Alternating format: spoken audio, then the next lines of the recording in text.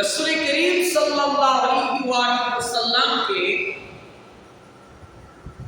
কেউ যদি নবী হিসেবে মানতে চায়, রাসূল হিসেবে স্বীকার করতে চায়, তাকে তিনটি বিষয়ের উপরে ঈমান আনতে হবে। প্রথমটি হচ্ছে রাসূলুল্লাহ নবুয়তের প্রতি ঈমান আনতে হবে। নাম্বার 2 হচ্ছে রাসূল করিম সাল্লাল্লাহু আলাইহি ওয়াসাল্লামের সম্মান, তাকরীম, তাজিম, ইজ্জতের প্রতি বিশ্বাস করতে হবে, রাসূলকে ভালোবাসতে হবে। তৃতীয় নম্বরটি হচ্ছে রাসূল করিম সাল্লাল্লাহু আলাইহি ওয়াসাল্লামের আনুগত্য, রাসূলের অনুকরণ করতে হবে। আপনি শুধু বলবেন যে আমি রাসূলকে রাসূল মানি, কিন্তু আপনি রাসূলুল্লাহ আদর্শ মানবেন না, এটি রাসূলের প্রতি ঈমান আনা বাস্তবতা, এটা বোঝা যায় না। আপনি বললেন আমি রাসূলুল্লাহর প্রতি ঈমান এনেছি, কিন্তু আপনি রাসূলের অনুসরণই করলেন না, আপনি তো রাসূলকে পুরোপুরি মানলেন না। রাসূলুল্লাহকে মানা মানে হচ্ছে, রাসূলুল্লাহকে নবী হিসেবে স্বীকার করার মানে হচ্ছে আপনি রাসূলের আনুগত্য করবেন, অনুসরণ করবেন, অনুকরণ করবেন। আপনার জীবনে প্রত্যেকটা কাজে, প্রত্যেকটা জায়গায় আপনি রাসূলুল্লাহকে ফলো করবেন। আমরা রাসূলকে কেন ফলো করব? কি জন্য আমরা রাসূলকে ফলো করব? আমরা কালেমার মধ্যে বলি লা ইলাহা ইল্লাল্লাহ মুহাম্মাদুর রাসূলুল্লাহ। লা ইলাহা ইল্লাল্লাহ মানে হচ্ছে আল্লাহ ছাড়া কোনো মালিক নেই। একথার মানে হচ্ছে আমার ইবাদত একমাত্র আল্লাহর জন্য, আর একমাত্র আল্লাহর জন্য ইবাদত করতে হলে আপনি পরে যে কালিমায় বলেছেন মুহাম্মাদুর রাসূলুল্লাহ, এই মুহাম্মাদুর রাসূলুল্লাহ বলার মানে হচ্ছে একমাত্র আল্লাহর ইবাদত, একমাত্র আল্লাহর বন্দেগী করতে হলে আমাকে রাসূলকে ফলো করতে হবে, আমার রাসূলের অনুসরণ করতে হবে, তাহলে পরেই আমি রাসূল আল্লাহ পাকের ইবাদত করতে পারব। এই পৃথিবীতে আল্লাহ পাক যত নবী পাঠিয়েছেন, যত রাসূল পাঠিয়েছেন, কোন রাসূল একমাত্র আমার নবী ছাড়া আর কোন রাসূল, আর কোন নবী, আর কোন পয়গম্বরের জীবনী পরিপূর্ণ একেবারে নিখুঁতভাবে পৃথিবীতে নাই। আপনি রাসূলকে কেন অনুসরণ করবেন? এর কারণ হচ্ছে আল্লাহ পাক রাসূলকে আমাদের সামনে একটা নমুনা পাঠিয়েছেন, যে আল্লাহ বুঝিয়েছেন তোমরা আমার রাসূলকে ফলো করো, তোমরা আমার রাসূলকে অনুসরণ করো, তাহলেই তোমরা এই জান্নাতের পথে তোমরা চলতে পারবে। রাসূলকে আপনি কেন মানবেন? আপনি কোরআন পড়বেন, আপনি কোরআনের একটা জায়গায় বুঝবেন না, আপনি ওই জায়গাটা রাসূলকে মানবেন, তাহলে আপনি বুঝবেন ইসলাম। এজন্য প্রিয় ভাইরা আমার, রাসূলকে অনুসরণ করা এটি হালকা কোনো কথা নয়। রাসূলের অনুসরণ করা এটি হচ্ছে আপনার ঈমানে, আপনি যে ঈমান এনেছেন, নবীর প্রতি আপনি ঈমান এনেছেন, সেই কথার স্বীকারোক্তি দেওয়া যে আপনি রাসূলকে মানলেন, রাসূলকে অনুসরণ করলেন। আপনি আপনার জীবনে, আপনার চলা, আপনার পরিবার, আপনার স্ত্রী, আপনার মেয়ে, আপনার ছেলে, আপনি নিজে, আপনার ঘর, আপনার বিবাহ, আপনার সমাজ, আপনার রাষ্ট্র, আপনার প্রত্যেকটা জিনিস হবে রাসূলুল্লাহ অনুসরণ এবং অনুকরণ।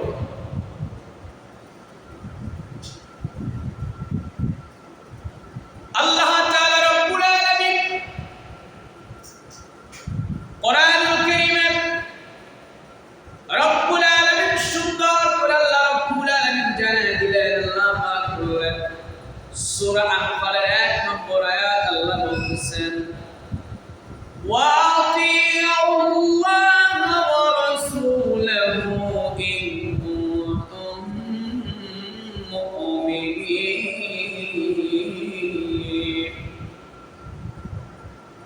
وَمَا هَرَبَ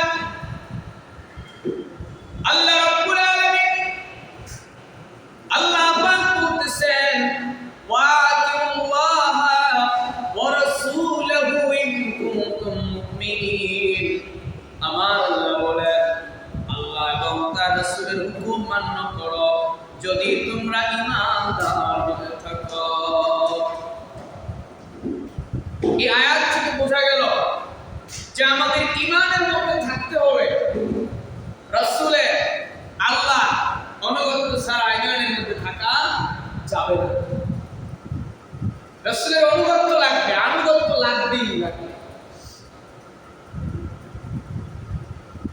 রব্বুল আলামিন কোরআনুল কারীমে সূরা আন-নিসার মধ্যে আল্লাহ রব্বুল আলামিন আল্লাহ জাল্লা শানুহু চমৎকার করে বললেন মান ইউতিউল্লাহ মান ইউতিউর রাসূলা ফাকাদ আতা আল্লাহ ওয়া মান তাওয়াল্লা ফামা আরসালনাকা আলাইহিম হাফীযা।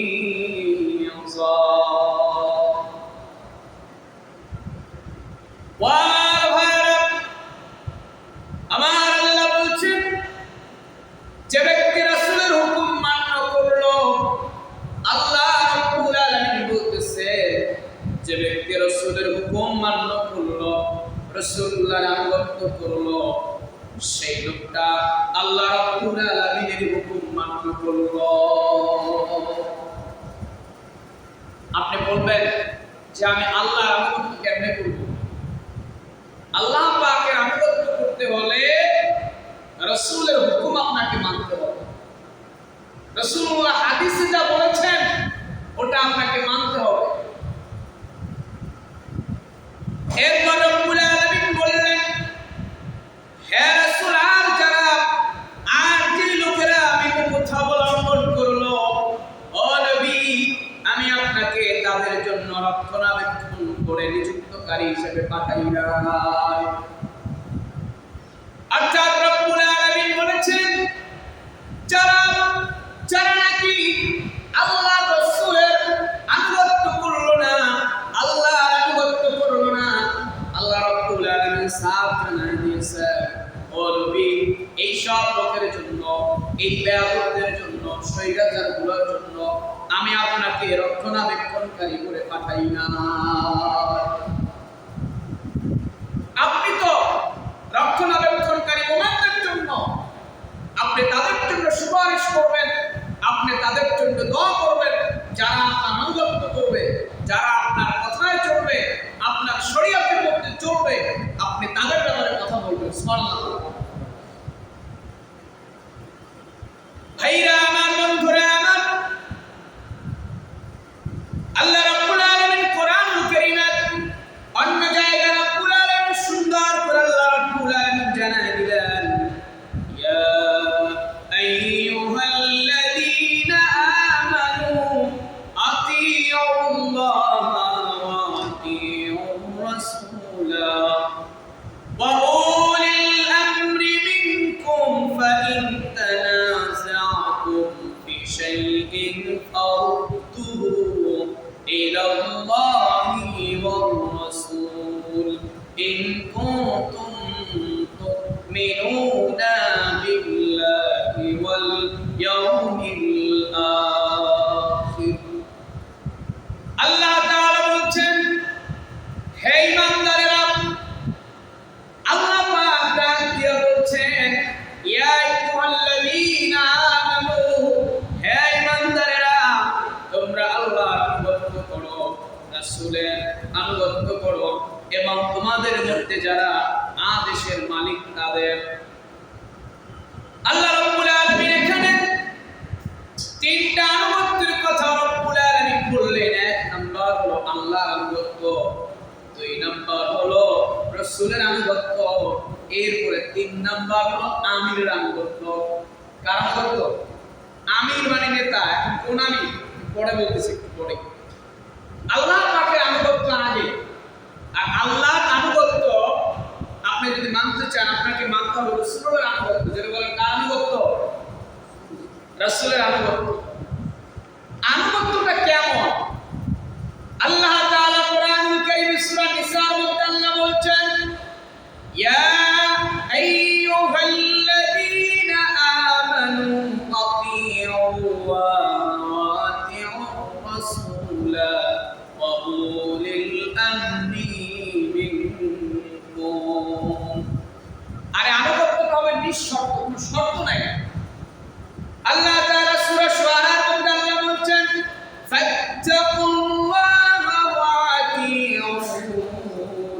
আল্লাহ বলছেন আল্লাহকে ভয় করো এবং আমার আনুগত্য করো। আল্লাহ বলছেন নবী আপনি বলেন, নবীকে বলতে বলছে যে আপনি মুমিনদেরকে জানায় দেন যে তোমরা আল্লাহকে ভয় করো এবং আমি রাসূলের আনুগত্য করো। সুবহানাল্লাহ পড়ে আমরা।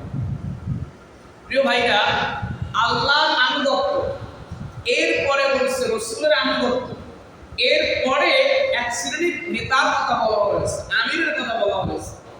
সে আমির হচ্ছে ইসলামী রাষ্ট্র, স্টেট যারা কায়েম করবে সেই আমির আনুগত্য করতে হবে। কথা বুঝেন না? কোরআন দিয়ে কথা বলতে হবে। এখানে কার পক্ষে গেল কার বিপক্ষে গেল এটা হিসাব করা যাবে। এই আমির হচ্ছে দুনিয়ার জাগতিক কোন নেতা নয়, যিনি একমাত্র কাজ করবেন আল্লাহ ও আল্লাহ রাসূলুল্লাহর জন্য। সুবহানাল্লাহ।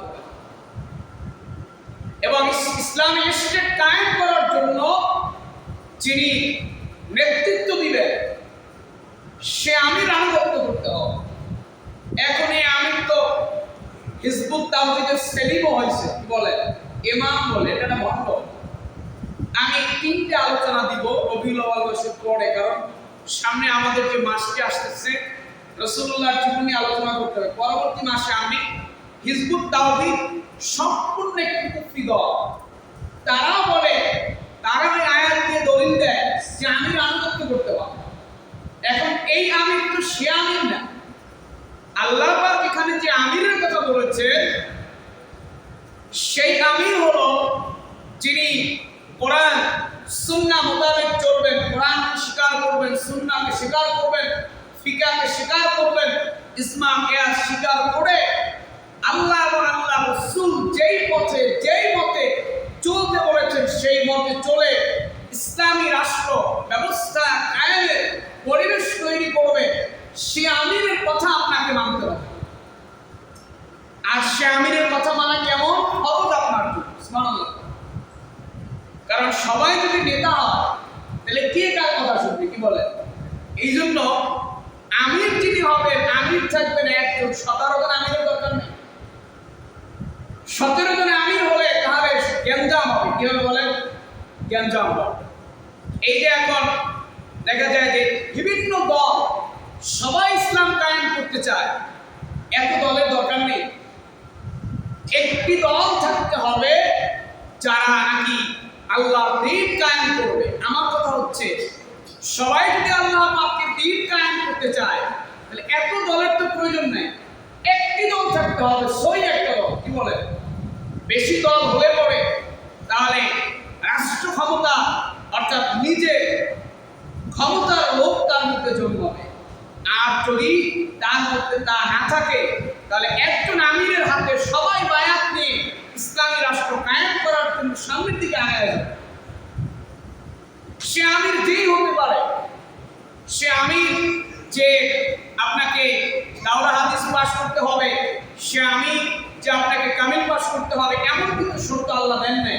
মূল কথা হচ্ছে তার কোরআন সুন্নাহ জ্ঞান থাকতে হবে, সহি আকীদা থাকতে হবে, অর্থাৎ এক কথায় আলিম মানে তার জ্ঞান থাকতে হবে। কি থাকতে হবে? জ্ঞান থাকতে হবে।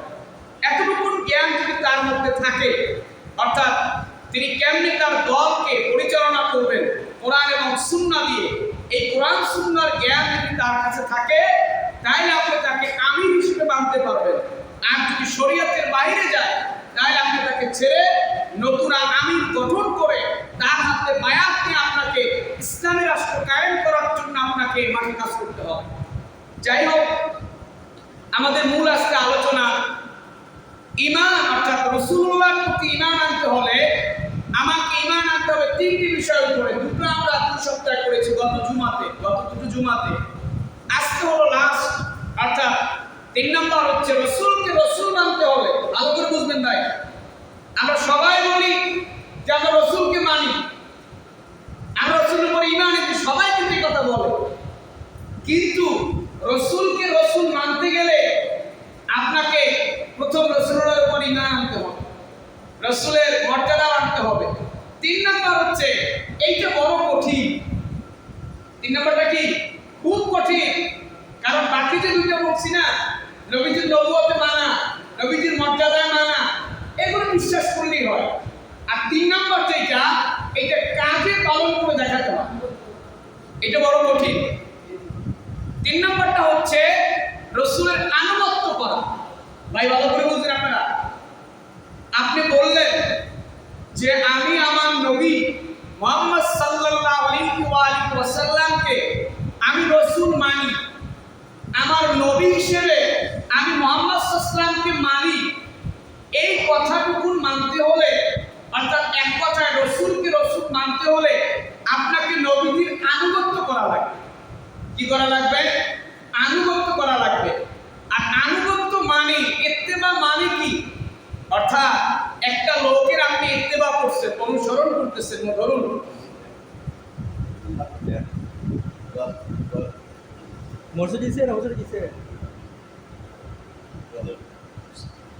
আচ্ছা যাই হোক, একটি লোক হাঁটতেছে, এখন আপনি যদি তার অনুসরণ করতে চান, ইত্তেবা করতে চান, আপনাকে কি করতে হবে?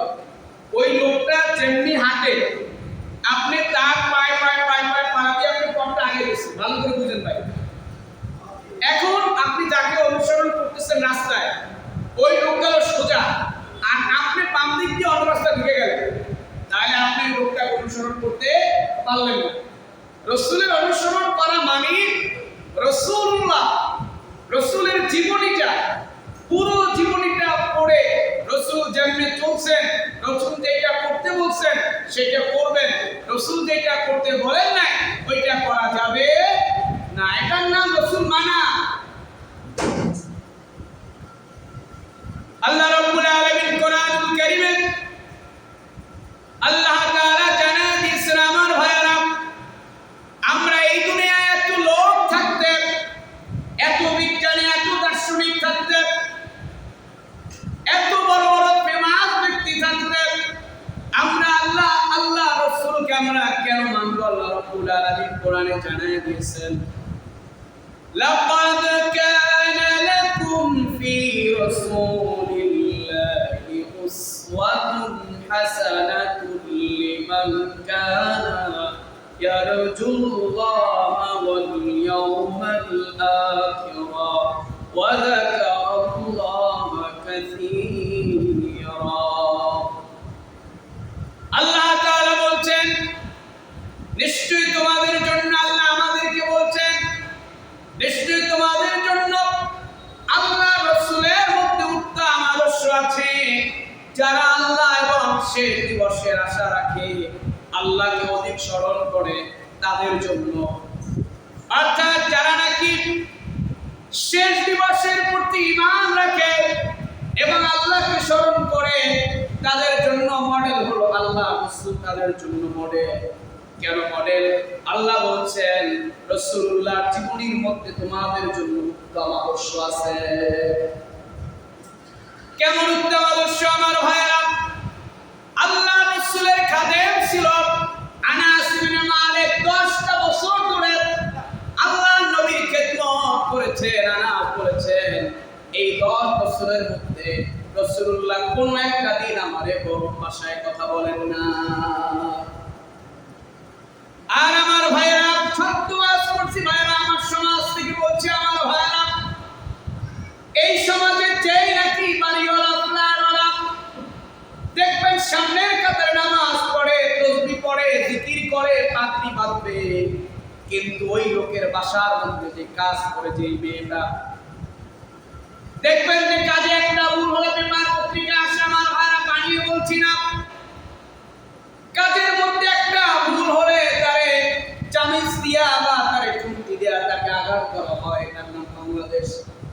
তাহলে এই লোকটা বলে আমি রাসূল মানি, এই লোকটা কি বলে আমি রাসূল মানি। আবার দেখবেন আমার ভাইরা, ঢাকা শহরে বড় বড় ফ্ল্যাটের মালিকেরা, বাড়িওয়ালারা, গাড়িওয়ালারা, তারাও বলে আমি রাসূল মানি। আমি বলি ভাই তুমি মানো, মুখে মানো কিন্তু কাজে মানো না। কারণ আমার নবীর ঘরেও কাজের লোক ছিল। আমার নবী একই প্লেটে তাকে নিয়ে খেতে বসতে, একই জায়গায় বসতে দিতেন। আর তোমরা বাড়িওয়ালারা, গাড়িওয়ালারা, তোমরা যখন দেশের বাড়ি যাও, কোথাও যাও, এই যে ছোট্ট কাজের মেয়েটারে এমন পত্রিকা আমরা দেখতে পাই, ওরা গাড়ির মধ্যে বসে, আর পিছনে যে একটা কভার থাকে মালামাল নেওয়ার জন্য, এই কভারের মধ্যে বাসার কাজের মেয়েটা বা ছেলেটারে তারা বসায় সফর করে। আসে না? জোরে বলেন। ওয়াজ সমাজকে করতে হবে, পরিবর্তন করতে হবে। আমি খালি বললাম আয়াতের পর আয়াত বললাম যে রাসূলকে মানবে, রাসূলকে অনুসরণ করবে, গেমটা কোন জায়গায় আপনাকে ধরায় দিতে হবে। কথা বুঝেন না? আপনি যে খাবারটা পড়বেন, আপনার কাজের লোক, আপনার অধীনে যে লোকটা কাজ করে, আপনি তারে যদি ওই মানের খাবার দিতে না পারেন, আপনি লিখে নেন আপনি রাসূলুল্লাহ আদর্শ গ্রহণ করতে পারেন না। আপনি মুখে বলতে পারেন যে মুহাম্মদুর রাসূলুল্লাহ, আমি রাসূল মানি, কিন্তু কাজে আপনি অনুসরণ করতে পারেন না। ভাইরা আমার, বন্ধুরা আমার, আপনি ইবাদতের মধ্যে, আপনি মসজিদে আসলে আপনি আল্লাহ রাসূলকে মানেন, আপনি সিজদার মধ্যে আল্লাহ রাসূল অনুসরণ করতে চান। আমার নবী কয়টা তাসবিহ সিজদায় করেছে, আপনি একটা দিতে চান না, পড়েন ভালো কথা। আপনি রুকুর মধ্যে সুন্দর করে আপনি তাসবিহ করতে চান, কারণ আপনি বলেন আমার রাসূল, এটা আমার রাসূলুল্লাহর সুন্নাত। কিন্তু আমার ভাইরা, সমাজে আল্লাহর নবীর সুন্নাত আছে, আপনি মসজিদ থেকে বের হইয়া আর আপনি সমাজের দিকে, সুন্নাতের দিকে আপনি মনোযোগ দেন না। এর মানে প্রমাণ করেন আপনি মসজিদে আসলে রাসূল মানেন, আর মসজিদের বাইরে গেলে আপনি রাসূল মানতে চান না। এটার নাম ইসলাম না। খুব কঠিন। 3 নাম্বারটা, রাসূলকে রাসূল মানতে হলে রাসূলের ইত্তিবা করতে হবে, অনুসরণ করতে হবে। সে অনুসরণটা হবে আমার ভাইরা ইবাদতের মধ্যে অনুসরণ 1 নাম্বার। 2 নাম্বার হলো আপনার পোশাকে, আপনার মাথা থেকে নিয়ে পা পর্যন্ত আপনি রাসূলুল্লাহ সুন্নাত মোতাবেক আপনি পোশাক পরবেন। আপনি প্যান্ট পরেন আর পাজামা পরেন, আপনি জামা দেন আর পাঞ্জাবি দেন, জুব্বা দেন, যেটাই দেন, আপনি ফরজ মোতাবেক পরবেন। রাসূল যে নিয়মটা মেনেছেন তাকবীরের উপরে, নাভির উপরে, আপনি ওইটা মানবেন। দাইরি ফরজ মেনে আপনি পড়বেন, আপনি মাথায় টুপি রাখবেন, সুন্নাহ। কিন্তু আমার ভাইরা, আবার আপনি যখন সমাজে চলবেন, আপনি যখন পথে ঘাটে চলবেন, নেশাবিনা করবেন, আপনি কেনাকাটি করবেন, আপনি একটা লোকের সাথে কথা বলবেন, আপনার এই কথা বলাটা, আপনার এই বেচা কেনাটা রাসূলুল্লাহর আনুগত্যের মধ্যে হতে হবে। আর এগুলো যদি আপনি রাসূলের আনুগত্যের মধ্যে করতে না পারেন, তাহলে আপনি রাসূলুহু, যে আমার রাসূল, আমার কি নবী, আমার রাসূল, এই কথাটা আপনি নামাজে মানলেন, পোশাকে মানলেন, কিন্তু আপনি সমাজে গিয়ে রাসূলকে রাসূল মানতে পারলেন। রাসূলকে রাসূল মানায়, রাসূল সমাজে যেমন চলেছেন, যেমন বলেছেন, আপনি ঠিক তেমনটা চলবেন, তেমনটা বলবেন, তেমনটা মানবেন। এটার নাম রাসূল মানা। জান্নাতটা এমনি হবে না।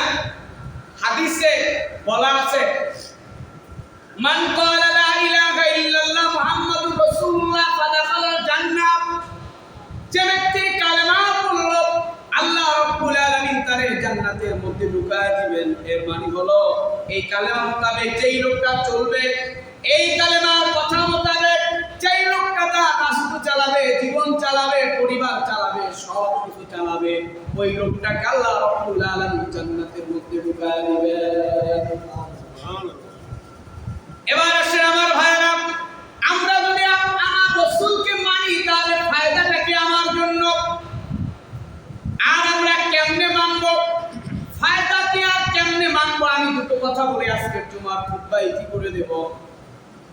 আল্লাহ রাব্বুল আলামিন বলছেন, কুল ইন কুনতুম তুহিব্বুনাল্লাহা ফাত্তাবিউনি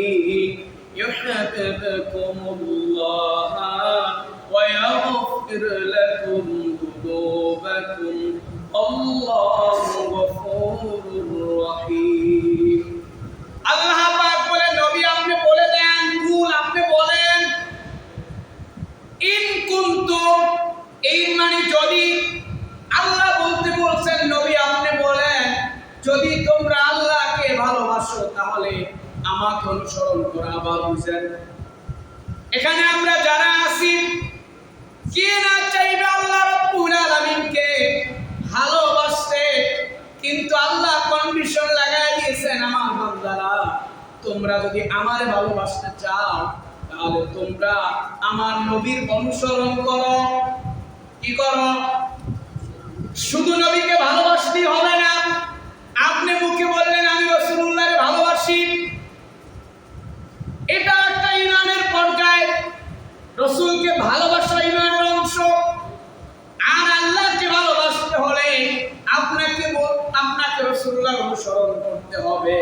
এর মানে হচ্ছে আপনার নবী যা করতে বলেন না আপনি করবেন না, আপনার নবী যা করতে বলেছেন আপনি করবেন। দুইটা কথা, কয়টা কথা? রাসূল যা করতে বলেন না আপনি করবেন না, শেষ। রাসূল যা করতে বলেছেন আপনি করবেন, এতটুকুই। আপনি যেই কাজটাই করবেন ভাই, আপনি একটা আমল করবেন, হুজুরের কাছে প্রশ্ন করবেন, হুজুর আমার রাসূল কি করছে, ভালো কথা, সমাধান শেষ। কি বলেন? বেশি প্যাসেজ দেওয়ার দরকার নেই। আপনি একটা কাজ করবেন, একটু ঘেটে নেন, মোবাইল থেকে এখন দেখেন আপনার রাসূল এটা করছে কিনা, যদি করে নাই বাস আপনারা করলেন। আবার যদি কোনো একজন ভাইকে করতে দেখেন দ্বন্দ্ব করেন না, তারে বলবেন যে ভাই আপনি যে করলেন আসলে এর মধ্যে সব আছে কিনা, দ্বন্দ্বে যাবেন না। হয়তো ওই ভাই নাও জানতে পারে, ঠিক না?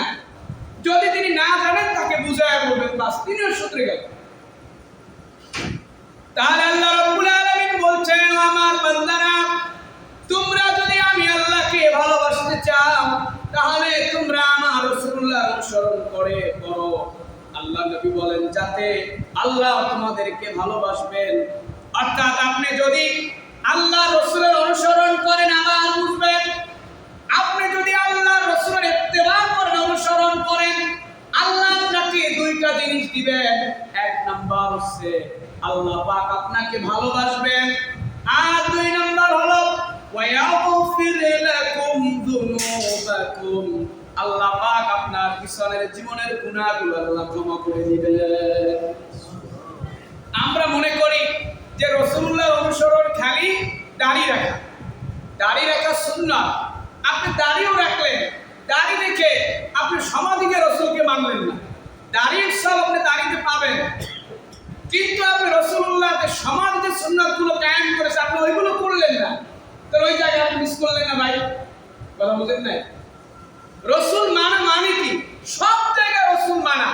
মুসলমানের এমন কোনো জীবনের অধ্যায় নাই যে অধ্যায়টা রাসূলকে না মানে চলা যাবে, এমন কোনো পর্যায় নেই। সব জায়গায় আল্লাহ তাআলা তার রাসূলকে আপনার আমার জন্য ফলোয়ার বানায় দিয়েছেন। সুবহানাল্লাহ। তাহলে আল্লাহ আপনাকে দুইটা জিনিস দিবেন। আপনি যদি নবীদের অনুসরণ করেন আপনাকে আল্লাহ পাক ভালোবাসবেন, আর একটা হলো আল্লাহ পাক আপনার পাপগুলো, আপনার গুনাহগুলো আল্লাহ ক্ষমা করে দিবেন। তাহলে আমার ভাইরা আমরা রাসূলের অনুসরণ করব। এখন প্রশ্ন, আমরা তো জানলাম রাসূলের অনুসরণ করলে দুটো লাভ, আল্লাহ ভালোবাসবেন, আল্লাহ ক্ষমা করে দিবেন। তাহলে আল্লাহ যে বান্দাকে ভালোবাসেন এবং আল্লাহ পাক যে বান্দাকে ক্ষমা করে দেন, তার আর কিছু লাগবে? কথা বলেন। আমি আলোচনাটা আরো লম্বা করতে পারি, মূল কথা হচ্ছে আমরা জানলাম রাসূলকে মানতে হবে, রাসূলের অনুসরণ করতে হবে। এখন আমি জানবো যে রাসূলকে কেমনে মানব। কথা বুঝেন নাই? এটা মূল কথা। আমি এক ঘন্টা ধরে ওয়াজ করলাম যে রাসূলকে মানবেন, রাসূলকে জানবেন, শুনবেন, এরকম চলবেন, কিন্তু আপনাকে বললাম না যে আপনি রাসূলকে কেমনে মানবেন। এই যে কেমনে মানবেন এই কথাটা অন্তরে ঢুকান। আল্লাহর নবী চমৎকার করে হাদিসের মধ্যে বলছেন আপনি কেমনে মানবেন। দেখেন নবীজি বলেন যে ফালিয়াহদারিল্লাযীনা ইউখালিফুনা আন আমরি আন তুসাবিহুম ফিতনাতুন আও ইসাবাহুম আযাবুন আলীম। আল্লাহর নবী বলেন যে রসুলকে মানবা তোমরা কেমন? নবীজি বলেন, অতএব যারা রসুলের আদেশে মুখালাফাত ব্যতিক্রম করে তারা যেন সতর্ক হয়ে যায়। অর্থাৎ রসুল যেটা করেন নাই বা করতে বলেন নাই, আপনি ওইটারে আকবারায় করতে গেলেন, এইটাই মুখালাফাত। এটা কি বলেন? মুখালাফাত। মুখালাফাত মানে হচ্ছে খেলাফ করা। রসুল করেন না, আপনি করতে গেলেন ওইটা, সেইটা। যেমন রসুল জোহরের সুন্নাত পড়েছেন 4 রাকাত, আপনি বললেন যে না 5 রাকাত করবো, হবে? কথা বলেন, হবে না। রাসূলুল্লাহ নবীজির শরীয়তে বলে গেছেন যে জুমার খুতবার জন্য জুমা হচ্ছে জোহরের স্থানাংশিত, এজন্য জোহরের ফরজ ছিল 4 রাকাত, সেখান থেকে আল্লাহ 2 রাকাত মাইনাস করে দিয়েছেন, 2 রাকাত পড়েগা। আপনি বললেন যে না, প্রতিদিন 4 রাকাতই পড়ে, আজকেও 4 রাকাতই পড়বো। তাহলে এই যে কথা, এটা হচ্ছে রসুলের কথা থেকে আকবারায় করা, এটা করা যাবে। তাহলে রসুলকে মানা এর মূল চিন্তা হচ্ছে রসুল যেটা নিষেধ করেছেন সেইটা বর্জন করা, আর রসুল যেটা করতে বলেছেন সেইটা করা। এখন নবীজি বলছেন যারা এই আগ বাড়িয়ে করবে তাদেরকে আল্লাহ রাব্বুল আলামিন শাস্তির উপরে আমন্ত্রিত করবেন। অন্য হাদিসে নবীজি বলেছেন, মান আমিলা আমালান লাইসা আলাইহি আমরুনা ফাহুয়া রাদ্দুন। নবীজি বলেন, আমাদের কর্ম নয়, যা এমন কর্ম যদি কোনো মানুষ করে তাহলে তার কর্ম প্রত্যাখ্যাত হবে, আল্লাহ তাআলা তা কবুল করবেন না। নবীজি অন্য হাদিসে বলেছেন যে তোমরা বাড়িয়ে কোনো কাজ করো না। ভাই ভালো করে বুঝেন, একদিন রসুলের স্ত্রী, আমাদের উম্মার জননী হযরত আয়েশা সিদ্দিকার কাছে একবার সাহাবী গেলেন। ভালো করে হাদিসটা বুঝেন। গিয়া জিজ্ঞেস করলেন, আল্লাহর নবীর ইবাদত সম্পর্কে আমাদের একটু বলেন। তিনি বর্ণনা করলেন যে আপনাদের নবী এত এত ইবাদত করে। ওখান থেকে কিছু সাহাবীরা তারা বললেন, নবী হয়ে যদি এত ইবাদত করে তাহলে আমাদের তো আরো বাড়ায় দিতে হবে। সেখান থেকে একদল লোকেরা তারা কেউ বলল যে আমি কোনো রাত্রে আর ঘুমাবই না, সারা রাত আমি নামাজ পড়ব। একজন বললেন আমি বিয়েই করব না, নারীর যে সংস্পর্শটা আমি নিবই না, আমি আবেদ হয়ে যাব আল্লাহর রাস্তায়। এই কথাগুলো আর একজন বলল আমি আজীবন রোজা রাখবো।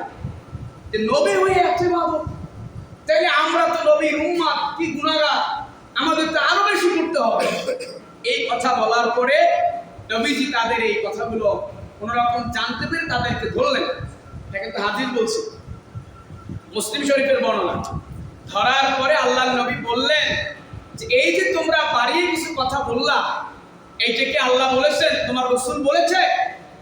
নবীজি বলছেন যে আমি নবী, আমি তাহাজ্জুদও করি, আবার ঘুমাইও, আবার আমি আমার স্ত্রীদেরকে আমি সময়ও দিই, আমি রোজাও রাখি, আবার রোজা সারিও।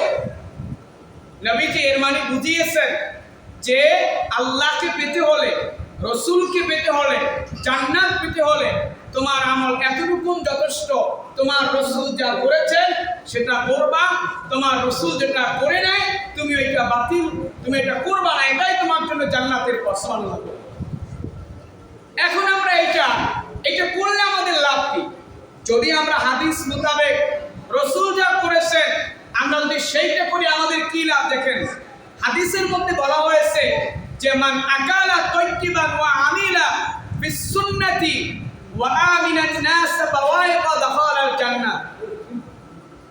নবীজি বলেন যে ব্যক্তি হালাল খাদ্য খেয়ে জীবন যাপন করবে, পরবর্তী কথা সুন্নাত অনুসারে আমল করবে এবং কোনো মানুষ তার দ্বারা কষ্ট পাবে না, সেই ব্যক্তি জান্নাতি হবে। সুবহানাল্লাহ। একটি হাদিস আপনার জন্য যথেষ্ট। নবীজি বলছেন যেই ব্যক্তি সুন্নাত মোতাবেক আমল করবে আল্লাহ পাক তাকে জান্নাতি বানায় দেবে। সুবহানাল্লাহ।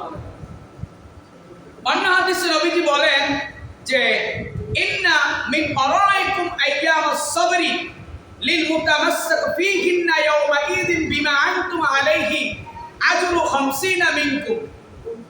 নবীজি বলেন, সাহাবীদেরকে বলছেন যে তোমাদের সামনে রয়েছে ধৈর্যের সময়।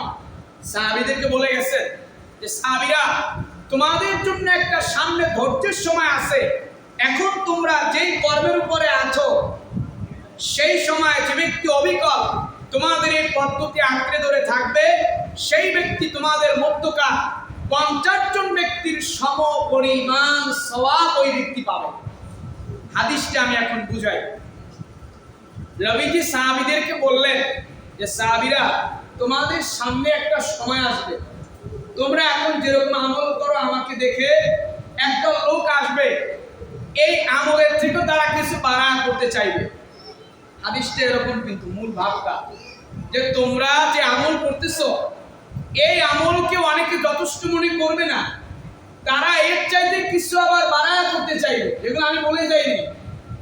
তো নবীজি বলছে যে এই বাড়াবাড়ি না করে আমি যেগুলো করেছি, তোমরা যেগুলো করেছো, এই রকম কাজ যারা করবে, তারা এক একটা সুন্নতের বিনিময়, এক একটা আমলের বিনিময়, তোমরা সাহাবীরা 50 জনে যে সওয়াব পাইতা, সেই জমানায় যারা হাদিস মোতাবেক হাদিস ধরে ধরে আমল করবে, একটা আমলের বিনিময় 50টা লোকের সওয়াব একজন লোক পাবে। সুবহানাল্লাহ। এর মানে হলো যে শেষ জমানায় ইবাদতকে কেউ টানাটানি করবে, কেউ এদিকে বলবে, কেউ বলবে না একটু বাড়ায় করতে হবে, কেউ বলবে আবার কমাইতে হবে। আপনি কোথায় যাবেন? আপনার জন্য সহজ সমাধান হলো আপনি হাদিস পড়েন, হাদিস জানেন। আপনি আপনার সকাল থেকে নিয়ে আপনি বিকাল পর্যন্ত এর মধ্যে আপনার কি কি কাজ আছে, আপনার কি কি রুটিন আছে, এই রুটিনগুলো আপনি হাদিস দিয়ে মিলান।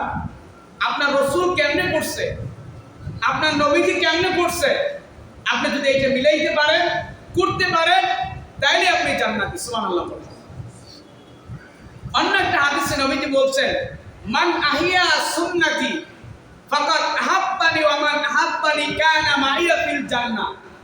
নবীজি বলেন যে আমার সুন্নাতকে পালন এবং প্রচারের মাধ্যমে জীবিত করবে, সে আমাকেই ভালোবাসবে, আর যে আমাকে ভালোবাসবে সে আমার সাথে জান্নাতে থাকবে। এখন মিলাই, আমরা গত জুমায় আলোচনা করেছিলাম নবীজিকে ভালোবাসা ঈমানের একটা অংশ। এই হাদিসে নবীজি বললেন যে আপনি নবীকে যে ভালোবাসবেন, এটা থিম কি, থিওরি কি? নবীজি বললেন যে আমার সুন্নাতকে জীবিত করবে, সুন্নাতকে প্রচার করবে, সে প্রকৃত আমাকেই ভালোবাসবে।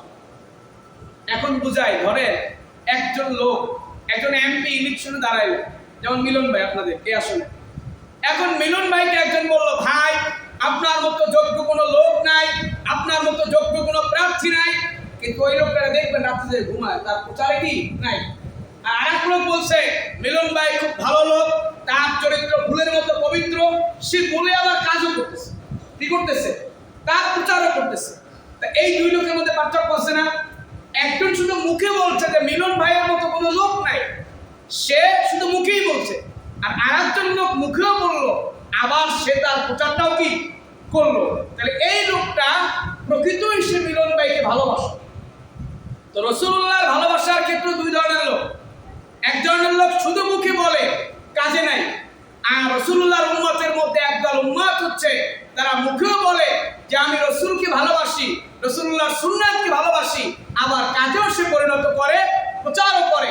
রাসূল বলেন সে আমাকে প্রকৃত ভালোবাসলো, আর রাসূল বলেছেন যে আমাকে প্রকৃত ভালোবাসলো সে আমার সাথেই জান্নাতে থাকবে। সুবহানাল্লাহ। প্রিয় ভাইরা আমার, তো আমরা রাসূলের সুন্নাত মোতাবেক আমরা কেমনে চলব, আলোচনা তো অনেক শুনলাম। এর মূল একেবারে শেষ কথা হচ্ছে পড়াশোনা করা লাগবে। কি করা লাগবে ভাই? পড়াশোনা করা লাগবে। হাদিস আপনাকে পড়তে হবে। আপনি রাসূলের জীবনীটা কয়বার পড়েছেন? এই যে রবিউল মাস আসতেছে, আজকে সফরের 23 তারিখ চলে, এরপরে রবিউল আউয়াল মাস আসবে। আপনি এই মাসে একটু ইচ্ছা করেন যে আমি রাসূলের পুরো জীবনীটা আমি একবার পড়ব।